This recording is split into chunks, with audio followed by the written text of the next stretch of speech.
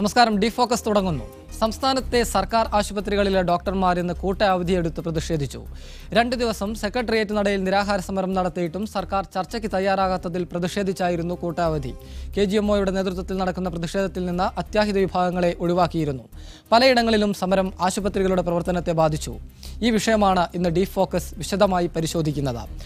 KGMOയുടെ സംസ്ഥാന കമ്മിറ്റി അംഗം doctor Sabu Sugathan, CR Neelakantan, doctor B Iqbal തുടങ്ങിയവർ ഈ ചർച്ചയിൽ പങ്കെടുക്കുന്നു. ഒപ്പം ആരോഗ്യമന്ത്രി VS ശിവകുമാറിനെയും കേരള ശാസ്ത്ര സാഹിത്യ പരിഷത്തിന്റെ സംസ്ഥാന അധ്യക്ഷൻ KP അരവിന്ദനെയും ഞങ്ങൾ ഈ ചർച്ചയിൽ പ്രതീക്ഷിക്കുന്നു. ചർച്ചയിലേക്ക് പോകും മുമ്പേ തിരുവനന്തപുരം ബ്യൂറോ തയ്യാറാക്കിയ റിപ്പോർട്ടിലേക്ക്. 16 ആവശ്യങ്ങളുന്നയിച്ച് Kerala government medical officers association സെക്രട്ടേറിയറ്റിന് മുന്നിൽ നടത്തിവന്ന നിരാഹാര സമരത്തോട് സർക്കാർ മുഖം തിരിച്ചതോടെയാണ് ഡോക്ടർമാർ കൂട്ട അവധിയിൽ പ്രവേശിച്ചത്.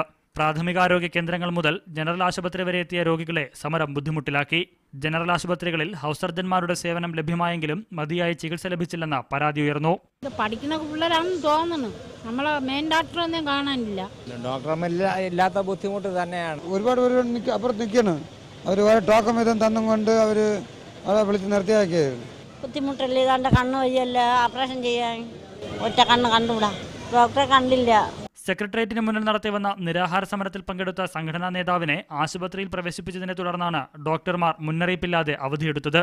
ആവശ്യങ്ങൾ അനുഭാവപൂർവ്വം പരിഗണിക്കാമെന്ന ഉറപ്പ് നൽകിയിട്ടും സമരം നടത്താനുള്ള ഡോക്ടർമാരുടെ തീരുമാനം ജനദ്രോഹപരമാണെന്നാണ് സർക്കാർ നിലപാട്. സമരം അവസാനിപ്പിച്ചില്ലെങ്കിൽ ഡോക്ടർമാർക്കെതിരെ കർശന നടപടി സ്വീകരിക്കുമെന്നും ആരോഗ്യവകുപ്പ് മന്ത്രി പ്രതികരിച്ചു. ജനങ്ങളുടെ ജീവൻ പന്താടുന്ന ഈ സമരം അവസാനിപ്പിച്ചില്ല എങ്കിൽ കർശനമായ നടപടികൾ ഗവൺമെന്റ് സ്വീകരിക്കും. അതേസമയം തങ്ങളുടെ ആവശ്യങ്ങൾ അംഗീകരിച്ചുകൊണ്ട് രേഖാമൂലം ഉറപ്പ് ലഭിച്ചില്ലെങ്കിൽ സമരം ശക്തമാക്കാനാണ് KGMOയുടെ തീരുമാനം. മീഡിയ 1 തിരുവനന്തപുരം. ശ്രീ സാബു സുഗതൻ, ആരോഗ്യമന്ത്രി തന്നെ വിശേഷിപ്പിച്ചത് ജനങ്ങളുടെ ജീവൻ കൊണ്ട് കളിക്കുന്ന, ജീവൻ പന്താടുന്ന സമരമെന്നാണ്. എന്തുകൊണ്ടാണ് ഇത്ര ശക്തമായ ഒരു സമരത്തിലേക്ക്, ഇത്ര ഗുരുതരമായ ഒരു സമരത്തിലേക്ക് നിങ്ങൾക്ക് പോകേണ്ടി വന്നത്?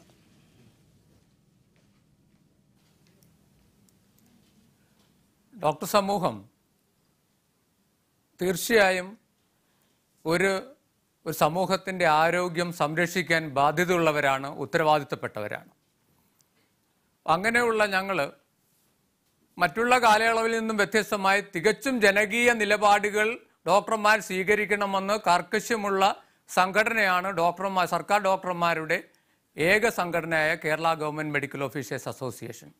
ഒരിക്കലും KGMOA എന്ന് പറയുന്ന സംഘടന ജനങ്ങളെ ബുദ്ധിമുട്ടിക്കുന്ന അല്ലെങ്കിൽ രോഗികളെ ദുരിതത്തിലാക്കുന്ന ഒരു സമരത്തിലേക്ക് പെട്ടെന്ന് പുറപ്പെടുത്തും. ഈ ഒരു സാഹചര്യം, ഇന്നത്തെ സാഹചര്യം എടുത്തു കഴിഞ്ഞാൽ തീർച്ചയായിട്ടും ഒരുപാട് മുന്നറിയിപ്പുകളും ഒരുപാട് നിവേദനങ്ങളും ഒരുപാട് ചർച്ചകൾക്കും ശേഷം ഡോക്ടർമാർ, ഞങ്ങൾ ആശുപത്രിയിൽ ഇരിക്കേണ്ട ഡോക്ടർമാർ, അത് ഒരാശുപത്രിക്കും ബുദ്ധിമുട്ടില്ലാതെയാണ് സമരം നടത്തിക്കൊണ്ടിരുന്നത്. ഈ സംസ്ഥാന നേതാക്കൾ, അധ്യക്ഷ ഡോക്ടർ പ്രമീള ദേവി, ഡോക്ടർ സുരേഷ് കുമാർ, ഇവർ ഈ സെക്രട്ടേറിയറ്റിൻ്റെ പടിക്കൽ നിരാഹാരം കിടന്ന് 3ാമത്തെ ദിവസം അവർ രണ്ടുപേരും മാത്രമാണ് അവിടെ നിരാഹാരം കിടന്നിരുന്നത്. ഒരു ആശുപത്രിയുടെ പ്രവർത്തനത്തെ ഇത് ബാധിച്ചിരുന്നില്ല. ഒരു ആരോഗ്യ കേന്ദ്രങ്ങളിൽ ഒരു തടസ്സവും ഉണ്ടായിരുന്നില്ല. ആ ഗാന്ധിയൻ മാർഗത്തിലൂടെയുള്ള ആ പ്രതിഷേധം 2 ദിവസം പിന്നിട്ടിട്ടും ഗവൺമെൻറ്റിൻ്റെ ഭാഗത്തുനിന്ന് ഒരു പ്രതികരണം ഉണ്ടായില്ല എന്നുള്ളത് കൊണ്ടും ഡോക്ടറുടെ ആരോഗ്യനില അതീവ ഗുരുതരമായി തുറന്നതുകൊണ്ടുമാണ് തീർച്ചയായും ഒരു പ്രത്യക്ഷ സമരപരിപാടിയിലേക്ക്, അതും ഒരിക്കലും ഒരു ജനദ്രോഹപരമായിരുന്നില്ല. സംസ്ഥാനത്തെ എല്ലാ ആശുപത്രിയിലും അത്യാഹിത വിഭാഗങ്ങൾ പ്രവർത്തിച്ചു, അത്യാവശ്യത്തിലുള്ള ഓപ്പറേഷനുകൾ നടന്നു, അപകട ശുശ്രൂഷ എല്ലാം ഉണ്ടായിരുന്നു. ചില ആശുപത്രികളിൽ OP ഒന്ന് മുടങ്ങി. ആ OPയിൽ ഉണ്ടായിരുന്ന രോഗികൾ കൃത്യമായും അത്യാഹിത വിഭാഗത്തിൽ ചികിത്സ തേടിയിട്ടുണ്ടെന്നുള്ളതാണ് ഞങ്ങളുടെ വിശ്വാസം. അതിൽ സ്വാഭാവികമായിട്ടും ഒരല്പം താമസം വന്നിരിക്കാമെന്നുള്ളതല്ലാതെ ഒരു സ്വാഭാവിക പ്രതികരണം, ജനങ്ങൾ ഞങ്ങളോട് സഹകരിക്കും. ഞങ്ങൾ എന്നും കാണുന്ന ജനങ്ങൾ തീർച്ചയായും ഞങ്ങളുടെ ബുദ്ധിമുട്ടുകൾ ഞങ്ങൾക്ക് പ്രതികരിക്കാൻ വേറെ നിവൃത്തിയില്ലാത്തതുകൊണ്ട്, ഞങ്ങളുടെ നിവർത്തികേട് കൊണ്ട് പ്രതികരിക്കുന്നു എന്നുള്ള തിരിച്ചറിവ് ഇവിടുത്തെ സാധാരണ ജനങ്ങൾക്കുണ്ട്. ഞാൻ തിരിച്ചു വരാം ശ്രീ സാബു സുഗതൻ. ശ്രീ CR നീലകണ്ഠൻ, നിവൃത്തികേട് കൊണ്ടാണോ ഡോക്ടർമാർ രോഗികളെ പരിചരിക്കാതെ ഒരു സമരത്തിലേക്ക് പോകേണ്ടി വന്നത്? സർക്കാരിന് ഇതിൽ കുറച്ചുകൂടി ക്രിയാത്മകമായി ഇടപെടാൻ കഴിയുമായിരുന്നില്ലേ? ഡോക്ടർമാരെ പ്രാഥമികാരോഗ്യ കേന്ദ്രങ്ങളിലെത്തുന്ന രോഗികളെ വലയ്ക്കുന്ന ഒരു സമരത്തിലേക്ക് ഡോക്ടർമാരെ എത്തിക്കാതിരിക്കാനുള്ള ഒരു ഉത്തരവാദിത്തം സംസ്ഥാന സർക്കാർ കൂടി കാണിക്കേണ്ടിയിരുന്നില്ലേ?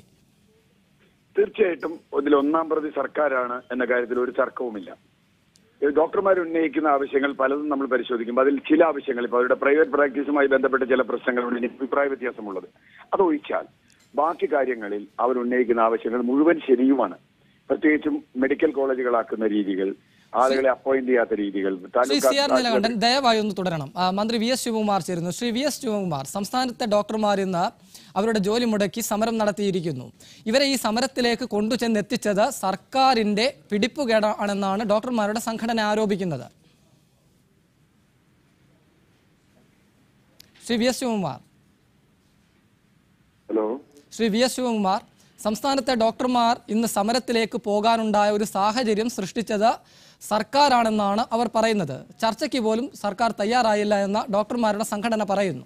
എന്താണ് പ്രതികരണം? അത് തികച്ചും അടിസ്ഥാനരഹിതമാണ്. ചർച്ച എന്ന് പറഞ്ഞാൽ ഇവര് കുറെ ഡിമാൻഡ് സംസ്ഥാന ഗവൺമെന്റിന്റെ മുന്നിൽ വെച്ചു. മുഖ്യമന്ത്രിയുടെ സാന്നിധ്യത്തിലാണ് ചർച്ച നടത്തി. അവരങ്ങനെ പറയുമെന്ന് എനിക്ക് തോന്നുന്നില്ല. മുഖ്യമന്ത്രിയുടെ സാന്നിധ്യത്തിൽ ചർച്ച നടത്തി, ഞാൻ ചർച്ച ചെയ്തു, സെക്രട്ടറി 2-3 പ്രാവശ്യം ചർച്ച ചെയ്തു. ഇതിന്റെയൊക്കെ അടിസ്ഥാനത്തിൽ സമരം ആരംഭിക്കുന്നതിന്റെ തലേ ദിവസം രാത്രി എല്ലാം യോജിച്ചിട്ട് സമരം ചെയ്യുമെന്നുള്ള ഒരു രീതിയിലല്ല അവർ പോയിട്ട് ആരുടെടുത്തും പറയാതെ പോയി സമരം തുടങ്ങി. അപ്പൊ അവര് പറഞ്ഞ 15-16 ആവശ്യങ്ങൾ മിക്കവാറും എല്ലാം അംഗീകരിച്ചു. 2 കാര്യങ്ങൾ ആശുപത്രിയുടെ പ്രവർത്തനങ്ങളെ ബാധിക്കുമെന്നുള്ളത് കൊണ്ട് അതിനെക്കുറിച്ചൊരു പഠനം നടത്തുക, അതിലേക്ക് വേണ്ടി ഒരു കമ്മിറ്റി വെച്ച് അവരുടെ സമ്മതത്തോടു കൂടി കമ്മിറ്റി വെച്ച് കമ്മിറ്റിയുടെ സിറ്റിംഗിൽ ഇവർ പോയി പങ്കെടുത്തു. അത് കഴിഞ്ഞിട്ട് കമ്മിറ്റി ഡോക്ടർ ബീന ചെയർപേഴ്സൺ ആയിട്ടുള്ള കമ്മിറ്റിയാണ്. ആ കമ്മിറ്റിക്ക് ഇങ്ങനെ ഫ്രീ നൈറ്റ് ഡേ ഓഫ്, ഒരു നൈറ്റ് 2 ഡേ ഓഫ് വേണമെന്നാണ് അവരുടെ ആവശ്യം. അപ്പൊ അത് ആശുപത്രിയുടെ പ്രവർത്തനത്തെ എങ്ങനെ ബാധിക്കും എന്നുള്ളതിന് റാൻഡമായി സ്റ്റേറ്റിലെ പ്രധാനപ്പെട്ട ആശുപത്രികൾ സൂപ്രണ്ടുമാരുമായിട്ട് കൂടെ സംസാരിക്കണം. അതിലേക്ക് വേണ്ടുന്ന ടൈം അത് 1 മാസം കൂടെ വേണമെന്ന് പറഞ്ഞു. ഞാൻ അവരുടെ ഇവരുമായിട്ടുള്ള ചർച്ചയിൽ 20 ദിവസം പറഞ്ഞു. ഈ 30-ാം തീയതി വരെ പറഞ്ഞു. അപ്പൊ അത് സമ്മതിച്ചിട്ട് പോയിട്ടാണ് പുറത്തു പോയി അവര് ഒരു പ്രത്യേക എന്താണ് താല്പര്യം എന്ന് എനിക്കറിയില്ല സമരത്തിലേക്ക് പോയത്. അപ്പോ യഥാർത്ഥത്തിൽ അവരിവിടെ പ്രധാനപ്പെട്ട ആവശ്യം എന്ന് പറയുന്നത് പ്രൈവറ്റ് പ്രാക്ടീസിന് കൂടുതൽ സൗകര്യം അനുവദിക്കണം. 1. പിന്നെ ആദ്യത്തെ ആവശ്യം, ഇപ്പോ ഒരു ദിവസം നൈറ്റ് ഡ്യൂട്ടി ആണെങ്കിൽ അന്ന് പകൽ 8 മണി മുതൽ 1 മണി വരെ ഉള്ള ഒഴിവാക്കി കൊടുക്കണം. അത് മറ്റേ ഭാഗം പറയുന്നില്ല. പകൽ നൈറ്റ് ഡ്യൂട്ടി കഴിഞ്ഞാൽ, ഒരു ദിവസം നൈറ്റ് ഡ്യൂട്ടി കഴിഞ്ഞാൽ പിറ്റേ ദിവസം പകൽ ഒഴിവാണ്, പിറ്റേ ദിവസം അന്ന് രാത്രി അവർക്ക് ഒഴിവാണ്. അത് കഴിഞ്ഞിട്ടുള്ള പകൽ അവരെത്തിയാൽ മതി. ഇപ്പോ നൈറ്റ് ഡ്യൂട്ടി ചെയ്യുന്നതിന്റെ അന്ന് പകല് ഒഴിവാക്കി കൊടുത്താൽ പിന്നെ അതിന്റെ പിന്നെ ഒരു ദിവസം മുമ്പ് മാത്രമേ ആശുപത്രി വരുന്നുള്ളൂ. ഉദാഹരണത്തിന് ഞാൻ പറയട്ടെ, ചൊവ്വാഴ്ച രാത്രിയാണ് നൈറ്റ് ഡ്യൂട്ടി കൊടുക്കുന്നത്. ചൊവ്വാഴ്ച രാത്രി നൈറ്റ് ഡ്യൂട്ടി കൊടുത്താൽ ചൊവ്വാഴ്ച പകൽ 8 മണി മുതൽ 1 മണി വരെ ജോലി ചെയ്തിട്ട് രാത്രി വരുന്നു. രാത്രി വന്നാൽ അതെ. അപ്പൊ അത് പാടില്ല എന്നുള്ളതാണ് അവർ പറയുന്നത്. അവർ അങ്ങനെ വന്നാൽ ബുധനാഴ്ച പകലൊഴിവാണ്, ബുധനാഴ്ച രാത്രി ഒഴിവാണ്, വ്യാഴാഴ്ച വന്നാൽ മതി. അവരിപ്പോ പറയുന്നത് ചൊവ്വാഴ്ച പകൽ ഒഴിവായി കൊടുക്കണം എന്നുള്ളത്. അങ്ങനെ വന്നാൽ തിങ്കളാഴ്ച ഉച്ചയ്ക്ക് പോയാൽ പിന്നെ എന്നാ വരുന്നത്? വ്യാഴാഴ്ചയാണ് വരുന്നത്. ആശുപത്രിയിൽ അങ്ങനെ ഡോക്ടർമാരില്ലാത്ത സ്ഥിതിയിൽ ഇവർക്ക് ഇങ്ങനെ അനുവദിച്ചു കൊടുക്കും, പ്രൈവറ്റ് പ്രാക്ടീസിന് കൂടുതൽ സൗകര്യം അനുവദിച്ചു കൊടുക്കുന്ന എവിടത്തെ ന്യായമാണ്? ഇത് ആർക്ക് അംഗീകരിച്ചു കൊടുക്കാൻ കഴിയും? ഇന്ത്യയിൽ ഒരു സ്ഥലത്തും അങ്ങനെയില്ല. അപ്പൊ ഇത് 96-ൽ ഒരു ഓർഡറാണ്. അപ്പൊ ഇത് ഇംപ്ലിമെന്റ് ചെയ്യണമെന്ന് പറഞ്ഞ് ഗവൺമെന്റ് നേരത്തെ ഡോക്ടർ ജമീല ഡയറക്ടറായിരുന്നപ്പോ അവര് അത് ഇംപ്ലിമെന്റ് ചെയ്യണമെന്ന്. കാരണം ഒറ്റപ്പാലത്തൊരു ആശുപത്രിയിൽ ആ ദിവസം പകല് ഡോക്ടർ ഡ്യൂട്ടിക്ക് പോയില്ല, വലിയ പ്രശ്നമായി. അപ്പൊ ഇത് ഡോക്ടർമാർ യഥാർത്ഥത്തിൽ ഒരു ഏറ്റവും കൂടുതൽ പിന്നെ ഒരു കമ്മിറ്റ്മെന്റോട് കൂടി ജോലി ചെയ്യേണ്ട ഒരു വിഭാഗമല്ലേ. ഇവർ ഈ സമരത്തിന് പോകുന്നത് ടി വി കൂടിയാണ് നമ്മൾ അറിയുന്നത്.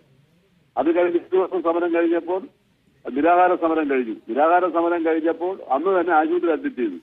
പാവപ്പെട്ട എത്ര ആളാണ് ആശുപത്രി വരുന്നത്? അവരെ ഒന്നും നോക്കാതെ ഇവിടെ നിരാഹാരം കടന്ന് ആശുപത്രിയിൽ അഡ്മിറ്റ് ചെയ്തു. പിറ്റേ ദിവസമാണ് പറയുന്നത് ചർച്ചയ്ക്ക് വിളിച്ചില്ല. തലേദിവസം രാത്രി ചർച്ച ചെയ്താ എല്ലാ കാര്യം അംഗീകരിച്ച് പോയതാ. പിറ്റേ ദിവസം പറയുന്നത് ഞങ്ങൾ പിന്നെ കൂട്ടവധി എടുക്കും. ഇതൊക്കെ ഒരു ആവശ്യ സർവീസാണ്. ഇതൊക്കെ ഡോക്ടർമാരത് മനസ്സിലാക്കണം. പിറ്റേ ദിവസം കൂട്ടവധി എടുക്കുമെന്ന് പറഞ്ഞു കഴിഞ്ഞാൽ മിന്നൽ പണിമുടക്ക് പോലെ തന്നെയാണ് ചെയ്തിരിക്കുന്നത്. ഒരു ട്രേഡ് യൂണിയൻകാർ പോലും ചെയ്യാത്ത തരത്തിലുള്ള ഒരു സമീപനമാണ് ഈ ഡോക്ടർമാർ എടുത്തിരിക്കുന്നത്. ഒരിക്കലും അംഗീകരിച്ചു കൊടുക്കാൻ കഴിയുന്ന കാര്യമല്ല. ശ്രീ വി എസ് ശിവകുമാർ, തിങ്കളാഴ്ച മുതൽ വീണ്ടും സമരം ശക്തമാക്കാനും സ്പെഷ്യൽ OP-കൾ ബഹിഷ്കരിക്കാനുമാണ് ഡോക്ടർമാരുടെ ഏറ്റവും ഒടുവിലത്തെ തീരുമാനം. അല്ല, അതൊക്കെ അവർ ചെയ്തോട്ടെ, അവർ ചെയ്യട്ടെ. അത് ജനങ്ങൾ നേരിടും. ആ സമരത്തെ ജനങ്ങൾ നേരിടും. ജനങ്ങൾ ഇന്ന് ഏതെങ്കിലും ഒരു വിഭാഗം അവരുടെ ഈ സമരത്തിന് പിന്തുണയ്ക്കുന്നുണ്ടോ? ജോലി ചെയ്യാതെ ശമ്പളം വാങ്ങുകയും പ്രൈവറ്റ് പ്രാക്ടീസിന് കൂടുതൽ സൗകര്യം ഒരുക്കുകയും ചെയ്യുന്നു. ഇത് എവിടത്തെ ന്യായമാണ്? ഇവര് ഡെപ്യൂട്ടേഷൻ അലവൻസ് വേണമെന്ന് പറഞ്ഞു, കൊടുത്തു. ഓർഡേഴ്സ് ഇറക്കി. പ്രൊമോഷൻ വേണമെന്ന് പറഞ്ഞു, CR പോലും കൊടുത്തില്ല. അഡ്വോക്ക് പ്രൊമോഷൻ കൊടുത്തു. അതുപോലെ തന്നെ പോസ്റ്റ് ഗ്രാജുവേഷന്റെ കാര്യത്തിൽ ഇതെല്ലാം ചെയ്തിട്ട് ഇവര് ഇങ്ങനെ പറയുന്നത് ഒരു 96 ഒരു ഓർഡറാണ്. അത് സ്ട്രിക്റ്റായി നടപ്പിലാക്കണമെന്ന് ഗവൺമെന്റ് പറയുമ്പോൾ അതിന് ഗവൺമെന്റ് ചെയ്യാൻ പാടില്ല എന്ന് പറയുന്നത് ഒരു ന്യായീകരണമായി ഗവൺമെന്റ് കരുതുന്നില്ല. അതിലുപരിയായി ഒരു പുതിയ സമീപനം വരുമ്പോൾ ഗവൺമെന്റിന് ഇതിനെക്കുറിച്ച് മനസ്സിലാക്കണ്ടേ? പാവപ്പെട്ട രോഗികൾ വരുമ്പോൾ ഇവര് തിങ്കളാഴ്ച വന്നിട്ട് വ്യാഴാഴ്ച ആശുപത്രിയിൽ പോയി വരുന്നു എന്ന് പറയുമ്പോൾ അവർക്ക് ചികിത്സിക്കാൻ ഡോക്ടർ വേണ്ടേ? അപ്പോൾ അങ്ങനെ ഒരു നിയമത്തെ ഇവർ പറയുന്നത് അംഗീകരിച്ചു കൊടുത്താൽ ഇത് പാവപ്പെട്ട രോഗികൾക്ക് ഇത് എത്രത്തോളം ബാധിക്കും, ആശുപത്രികളുടെ പ്രവർത്തനത്തെ എത്രത്തോളം ബാധിക്കും, ഇത് ഗവൺമെന്റ് മനസ്സിലാക്കണ്ടേ? Right. Shri V S Sivakumar, ഞാൻ തിരിച്ചു വരാം. ശ്രീ സാബു സുഗതൻ, നിങ്ങൾ ആവശ്യപ്പെടും പോലെ ഒരു നൈറ്റിന് 2 പകൽ ഓഫ് തന്നാൽ, 2 ദിവസത്തെ ഓഫ് തന്നാൽ ആശുപത്രികളുടെ പ്രവർത്തനത്തെ എത്രത്തോളം ബാധിക്കുമെന്ന് സർക്കാരിന് പഠിക്കാനുള്ള സമയം വേണമെന്നാണ് മന്ത്രി പറയുന്നത്. അത് ന്യായമല്ലേ? തികച്ചും ഏകാഗ്രതയോടുകൂടി അത്യന്തം ജാഗ്രതയോട് ചെയ്യേണ്ട ഒരു ജോലിയാണ് ഒരു ഡോക്ടർ പ്രൊഫഷൻ എന്ന് പറയുന്നത്. അപ്പോൾ ആ തൊഴിൽ മേഖലയിൽ ഡോക്ടർക്ക് ആരോഗ്യപരമായും മാനസികമായും ഒരു സംതൃപ്തിയോടുകൂടി ചെയ്യേണ്ട ഒരു അന്തരീക്ഷം ഉണ്ടാകേണ്ടത് അത്യന്താപേക്ഷിതമാണ്. ബഹുമാന്യനായ മന്ത്രി പറഞ്ഞ ഒരു കാര്യത്തോട് എനിക്ക് ചെറിയൊരു വിയോജിപ്പുണ്ട്. ഞാൻ ആ വിയോജിപ്പ് അറിയിക്കുകയാണ്. കാരണം ഒരു നൈറ്റ് ദിവസം 12 മണിക്കൂറാണ് ഡ്യൂട്ടി. വൈകുന്നേരം 8 മണി മുതൽ പിറ്റേ ദിവസം രാവിലെ 8 മണി വരെ. അന്ന് രാവിലെ ശ്രീ സുഗതൻ, ഞാൻ തിരിച്ചു വരാം. ശ്രീ വി എസ് ശിവകുമാർ, അദ്ദേഹത്തിന്റെ വിശദീകരണം താങ്കൾ കേട്ട് കാണും. അത് അവരാ ഒരു ദിവസത്തെ കാര്യം മാത്രമേ പറയുന്നുള്ളൂ. ഒരു ദിവസം 12 മണിക്കൂർ കഴിഞ്ഞ് രാത്രി 8 മണി മുതൽ രാവിലെ 8 മണി വരെ. ഓക്കെ, 12 മണി. പക്ഷെ അവര് പറയുന്നത് അന്ന് പകൽ ഒഴിവാകണമെന്ന് പറയുന്നു. പിറ്റേ ദിവസം പകൽ മുഴുവൻ ഒഴിവാണ്, പിറ്റേ ദിവസം രാത്രി മുഴുവൻ ഒഴിവാണ്. അത് കഴിഞ്ഞിട്ടുള്ള അടുത്ത ദിവസമേ വരുന്നുള്ളൂ. തലേ ദിവസത്തെ ഈ നൈറ്റ് ഡ്യൂട്ടി ചെയ്യുന്നതിന്റെ അന്നത്തെ പകല് ഉച്ചവരെ ഉള്ളത് ഉച്ചയ്ക്ക് അവർക്ക് പോകാം. ഉച്ചവരെയുള്ള ഒഴിവാക്കി കൊടുത്താൽ പിന്നെ അവരെപ്പോഴാണ് വരുന്നത്? അതിന്റെയും തലേ ദിവസം ഉച്ചയ്ക്ക് 2 മണിക്ക് പോവുക. ഇതെന്ത് ന്യായമാണുള്ളത്? ഇതൊരു ഗവൺമെന്റ് അംഗീകരിക്കാൻ കഴിയുമോ? അപ്പോ ഒരാഴ്ചയിൽ തിങ്കളാഴ്ച പോകുന്ന ഒരാള്, ഞാൻ ഉദാഹരണം പറയട്ടെ, തിങ്കളാഴ്ച ഉച്ചയ്ക്ക് 8 മണി മുതൽ 2 മണി വരെ ജോലി ചെയ്തിട്ട് പോകുന്ന ഒരു ഡോക്ടർ ചൊവ്വാഴ്ച രാത്രി മാത്രം ജോലി ചെയ്യുന്നു. തിങ്കളാഴ്ച പോകുന്നയാള് തിങ്കളാഴ്ച രാത്രി ചെയ്യുന്നില്ല, ചൊവ്വാഴ്ച പകല് ചെയ്യുന്നില്ല, ചൊവ്വാഴ്ച രാത്രി മാത്രം ചെയ്യുന്നു, ബുധനാഴ്ച പകല് ചെയ്യുന്നില്ല, ബുധനാഴ്ച രാത്രി ചെയ്യുന്നില്ല, വ്യാഴാഴ്ച വരുന്നു. ഇത് ശരിയല്ലേ എന്നാ ഡോക്ടർ ചോദിച്ചു നോക്ക്. അവരുടെ ഡിമാൻഡ് ഇതിങ്ങനെ അനുവദിക്കാൻ പറ്റുമോ ഗവൺമെന്റിന്? എന്ന് പറഞ്ഞാൽ ശമ്പളം കൊടുക്കണം, ഞങ്ങൾ ജോലി ചെയ്യില്ല, പ്രൈവറ്റ് പ്രാക്ടീസിന് കൂടുതൽ സൗകര്യം അനുവദിച്ചു തരണം. ഇത് എവിടത്തെ ന്യായമാണ്? ഇത് ഗവൺമെന്റിന് അവരുടെ ന്യായമായ ആവശ്യങ്ങൾ അനുവദിക്കുന്ന തയ്യാറാണ്. പക്ഷെ ഇത് ജനങ്ങളെ ബാധിക്കുന്ന, ജനങ്ങളുടെ ജീവൻ വെച്ച് പന്താടുകയാണ് അവര്. ഒരിക്കലും ശരിയല്ല. ശ്രീ വി എസ് ശിവകുമാർ, എങ്ങനെ നേരിടാനാണ് സർക്കാരിന്റെ പദ്ധതി? തിങ്കളാഴ്ച മുതൽ സമരം കൂടുതൽ ശക്തമാവുകയാണ്. നേരിടാമെന്ന് കേരളത്തിലെ ജനങ്ങൾക്ക് എല്ലാവർക്കും അറിയാം. സകല എല്ലാ വിഭാഗം ജനങ്ങളും ഇവരുടെ ഈ സമരത്തെ നിങ്ങൾ സോഷ്യൽ മീഡിയയിട്ട് നോക്കൂ.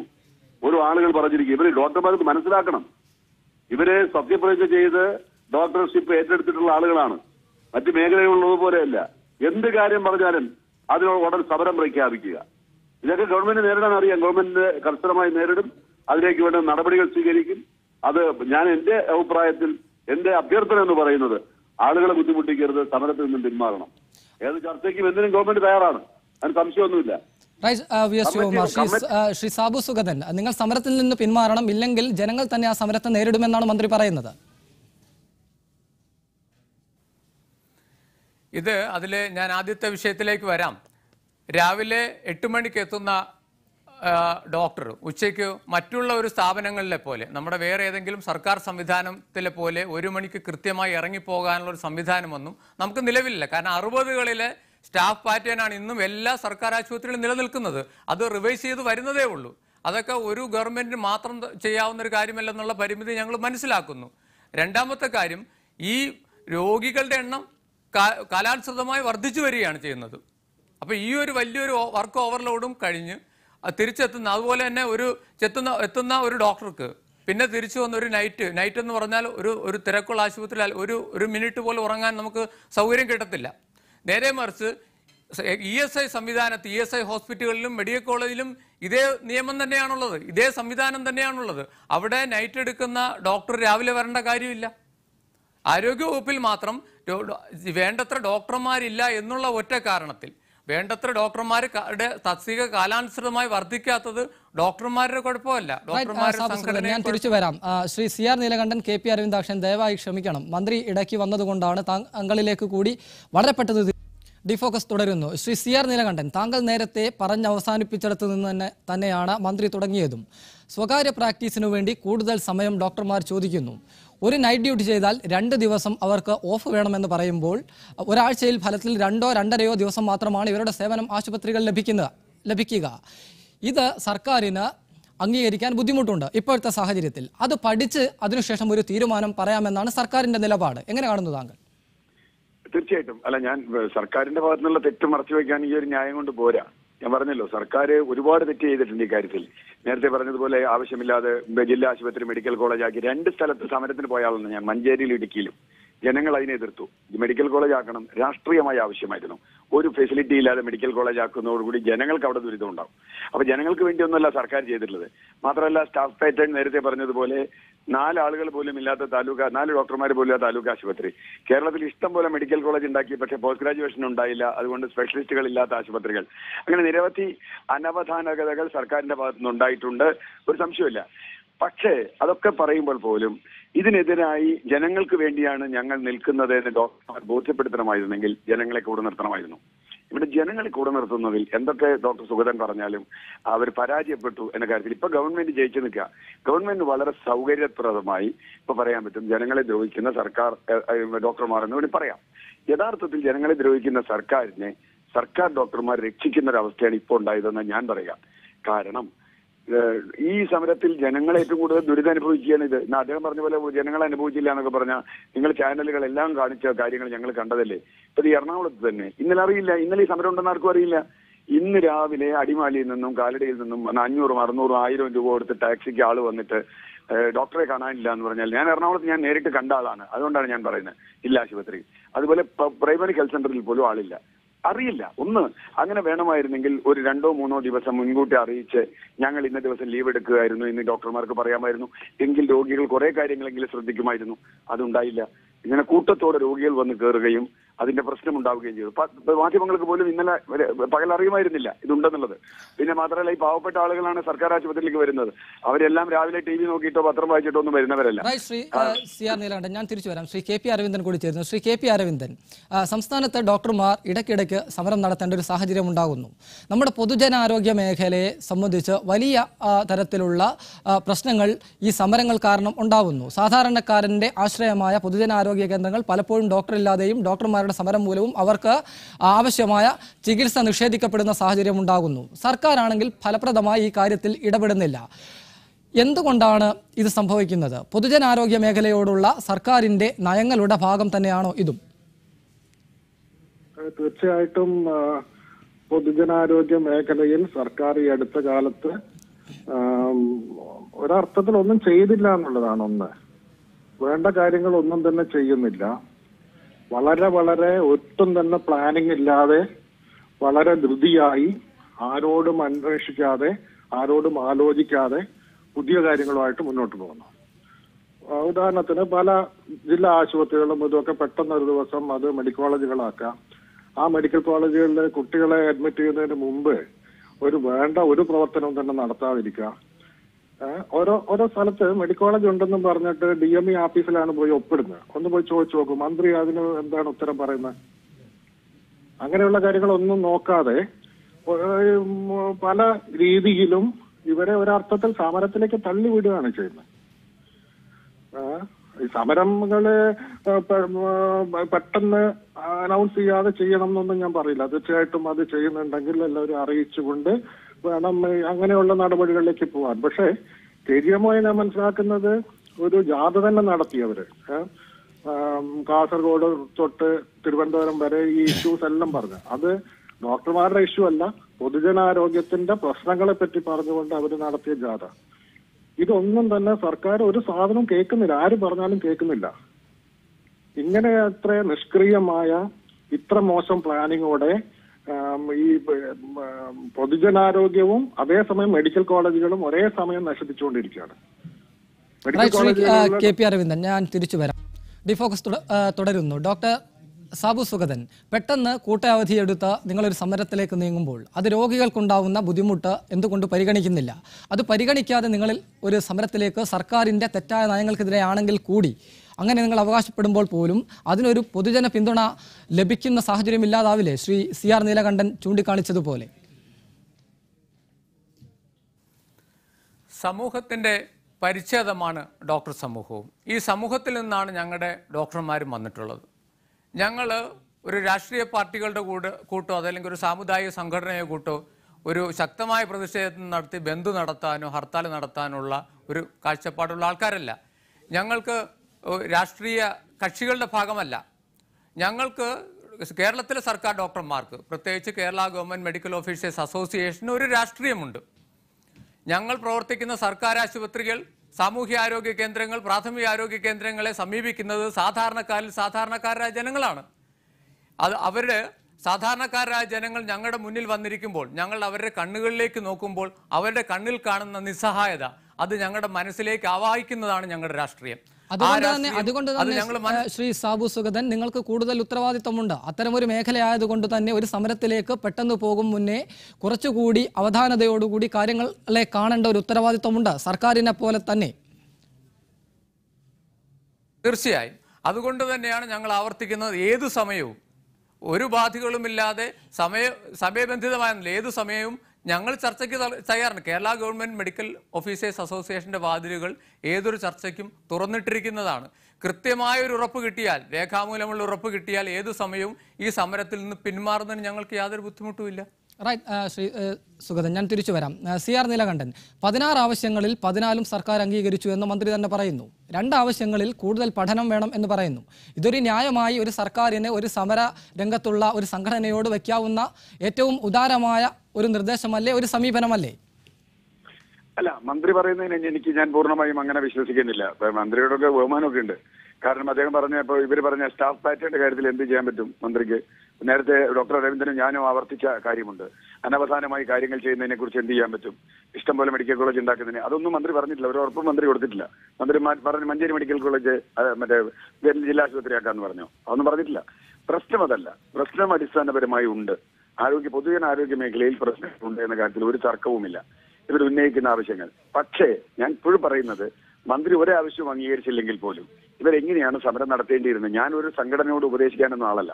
പക്ഷേ ആ സംഘടനയ്ക്ക് സ്വാഭാവികമായി അദ്ദേഹം പറഞ്ഞ ആ സ്പിരിറ്റ് ഉണ്ടല്ലോ, ദരിദ്രരുടെ പക്ഷത്തു നിന്നുള്ള ആ സ്പിരിറ്റ് അവർക്ക് ഗുണകരമാകണമായിരുന്നുവെങ്കിൽ ഈ പെട്ടെന്നുള്ള ഒരു മിന്നൽ പണിമുടക്ക് ഉണ്ടാക്കി ജനങ്ങളിൽ അദ്ദേഹം പറഞ്ഞൊന്നും കാര്യമില്ല. അവരെ ആശ്രയിക്കുന്ന ജനവിഭാഗങ്ങളിൽ വലിയൊരു വിഭാഗത്തിലും ഇന്ന് ഡോക്ടർമാരോട് ഇത് വലിയ വിഷമമുണ്ട്. കാരണം അവർക്ക് ദേഷ്യം ഉണ്ടായിട്ടല്ല. അവരെന്താ ചെയ്യേണ്ടത്? അങ്ങനെ വന്ന ആളുകൾ തീർച്ചയായും സമരത്തിന് എതിരാവും. അവരാണ് ഇതിന്റെ യഥാർത്ഥ ഗുണഭോക്താക്കൾ. യഥാർത്ഥത്തിൽ ഇതിൽ അഫക്റ്റഡ് പാർട്ടി എന്ന് പറയുന്ന ആ ജനങ്ങളാണ്. ഡോക്ടർമാർ ഒരു ശ്രീ CR നീലകണ്ഠൻ, തിരിച്ചു വരാം. ശ്രീ സാബു സുഗതൻ, തിങ്കളാഴ്ച മുതൽ എങ്ങനെയാണ് ഈ സമരം നിങ്ങൾ മുന്നോട്ട് കൊണ്ടുപോകാൻ ഉദ്ദേശിക്കുന്നത്? സർക്കാർ അതിനെ ശക്തമായി നേരിടുമെന്നാണ് പറഞ്ഞിരിക്കുന്നത്. തീർച്ചയായും ഇന്ന് രാത്രി തന്നെ KGMOAയുടെ അടിയന്തര യോഗമുണ്ട്. അത് ചർച്ച ചെയ്ത് ഭാവി പരിപാടികൾ തീർച്ചയായിട്ടും നമ്മൾ സ്വീകരിക്കും. അതല്ലാതെ ഒരു ജനങ്ങളെ ബുദ്ധിമുട്ടിക്കണമെന്നോ അതല്ലെങ്കിൽ വലിയ കടമെടുത്ത്, നേരത്തെ ഒരു കാര്യം കൂടെ സൂചിപ്പിക്കേണ്ടതായിട്ടുണ്ട്. 14 ആവശ്യങ്ങളെക്കുറിച്ച് ബഹുമാനപ്പെട്ട മന്ത്രി പറഞ്ഞു. അതിലെ സ്വകാര്യ പ്രാക്ടീസിനെ കുറിച്ചും സൂചിപ്പിച്ചു. ഡോക്ടർമാരെ എന്നും മുൾമുനയിൽ നിർത്തുന്നതാണ് സ്വകാര്യ പ്രാക്ടീസ്. തികച്ചും നിയമപരമായി അനുവദിച്ച ഒരു സാധനമാണ്. ഒരിക്കലും Kerala government medical officers association ഞങ്ങളുടെ സ്വകാര്യ പ്രാക്ടീസിനായി കൂടുതൽ സമയം വേണമെന്ന് ആവശ്യപ്പെട്ടിട്ടില്ല. അത് തികച്ചും തെറ്റാണ്. 2, ഈ ആരോഗ്യ മേഖലയിൽ പ്രവർത്തിക്കുന്ന 20% താഴെ ഡോക്ടർമാർക്ക് മാത്രമേ സ്വകാര്യ പ്രാക്ടീസ് ഇന്ന് നിലവിലുള്ളൂ. വളരെ നന്ദി ശ്രീ സാബു സുഗതൻ. ഒപ്പം മന്ത്രി Shri VS Shivakumar, CR Neelakantan, KP Aravindan ഈ ചർച്ചയിൽ പങ്കെടുത്തതിന്. ഡീപ് ഫോക്കസ് ഇവിടെ അവസാനിക്കുന്നു. മറ്റൊരു വിഷയവുമായി നാളെ. നമസ്കാരം.